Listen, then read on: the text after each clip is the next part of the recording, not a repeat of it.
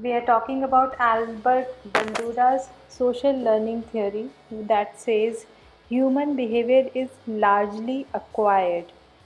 Principles of learning are sufficient to account for the development and maintenance of behavior. Bandura is seen by many as a cognitive psychologist because of his focus on motivational factors and self-regulatory mechanisms that contributes to a person's behavior. So, a person's behavior is defined by some motivational factors and the self regulatory mechanism where the self cognition comes into existence rather than rather than only the environmental factors. The focus is on the cognition that differentiates social cognitive theory from Skinner's purely behavioristic view. So, as we know, Skinner has given a theory that is purely behavior based, and Bandura's theory includes social cognition, that is where a lot of motivational factor is included and self regulatory mechanism is also included. So here we'll talk about Bandura's cognitive social theory in terms of three factors. First is reciprocal determinism, second is self system, and third principles of observational learning. So we'll talk largely about these three pointers. So one by one we'll talk about each of the points: reciprocal determinism, self system, observational learning, and we'll talk a little about the self efficacy also. So Bandura talked about social cognitive theory in terms of triadic reciprocal determinism. That means interacting determination influencing each other bidirectionally. So here we'll talk about the behavior of others, self-cognition and other personal factors or environment. All these sources have different strength. So for example, if we talk about the personal factor in terms with the behavior factor that reflects the interaction between thought, affects and action. What people think, believe and feel affects how they behave. So it's about your own personal thoughts that impacts your behavior. That includes expectations, beliefs, goals, self perceptions, and that gives shapes to the direction of your behavior. If we talk about the external environmental factor in terms of the personal factor, a human interaction. If we talk about the external environmental factors, human expectations, beliefs, emotional bends, and cognitive competencies, these all are developed and modified by social influences, that is the environmental factor. Third will be two-way influences between behavior and environment. Here, behavior alters environmental conditions. So, if your behavior goes in a certain way, the environmental condition is also altered and is in turn altered by the way it creates the condition. Because of the bidirectional strength between behavior and environment, people are both products and producers of their environment because their behavior can alter the environment and the environment in turn can alter their behavior also. Second factor in Bandura's cognitive social theory is self system.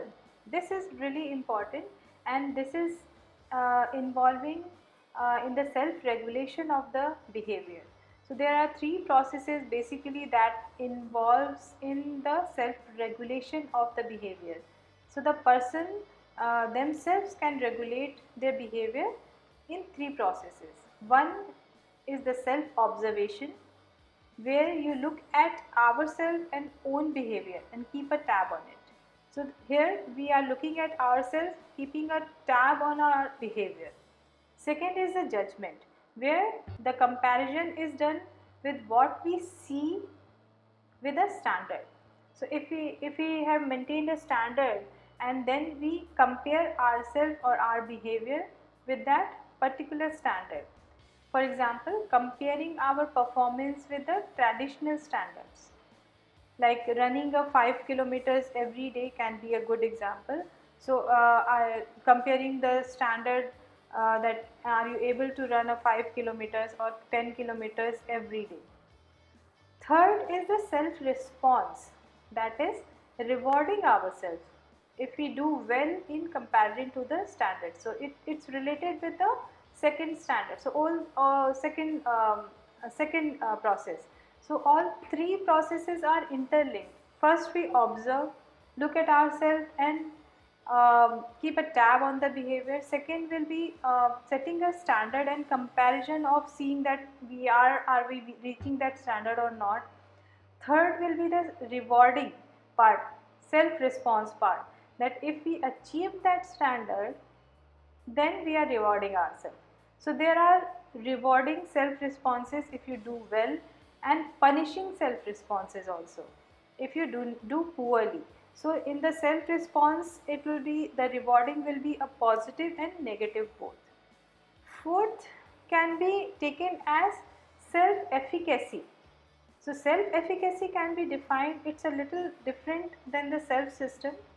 It can be defined as the achievement of self set standards and then self praising. So you reach the self efficacy after you are gone through the three processes of self system.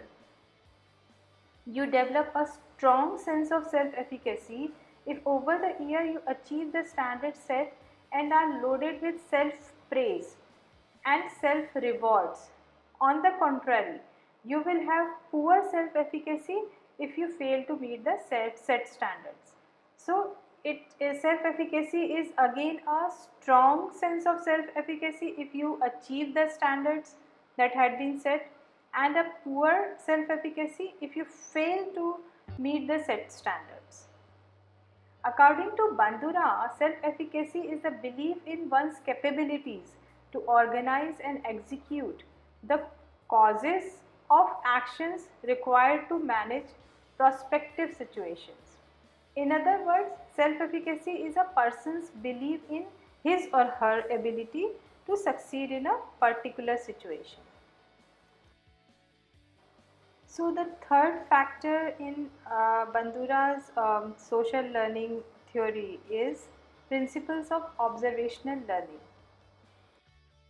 So according to Bandura's argument, for traditional principles of learning as a law of reinforcement and punishment, which is more relevant to performance than to acquisition, because Bandura is focusing more on the acquisition part rather than the punishment and reinforcement that is more relevant to the performance part.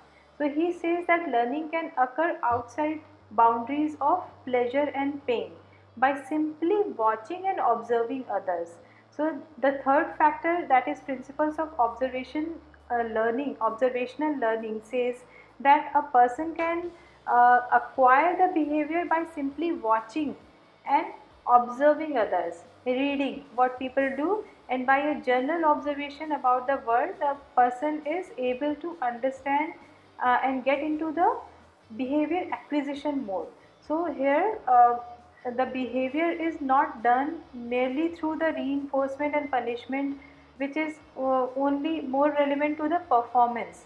Here the behavior is more about the acquisition part. So Albert Bandura has briefly defined the steps of observational learning that we do in order to get the acquisition of our behavior. So first is the attention, where we focus on uh, observing others, like reading what people are doing, watching them. Then retention process is there, where we actually look to acquire that, and the third process will be the reproduction, where we focus on after the acquisition we focus on acquiring the same behavior. The motivational factor, that is the fourth step of observational learning, is where we see others as a motivational part, and we see others, we watch society doing certain things and we acquire that, getting motivated with them.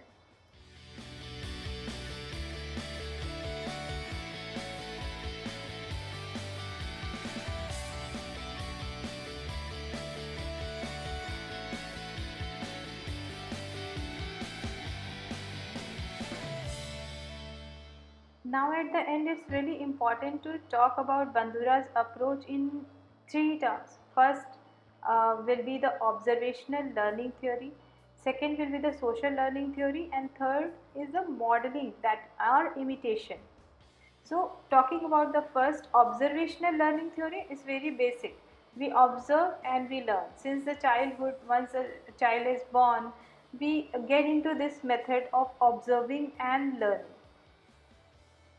Second is the social learning theory, where we learn from the society, from the environment around us. So society also teaches us certain behavior.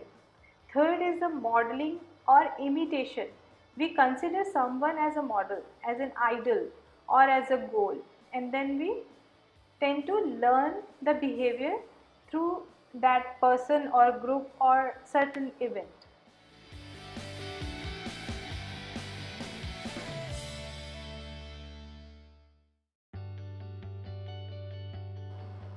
So it is very important to explain Bandura's social learning theory in terms of the Vicarious process that involves three modes.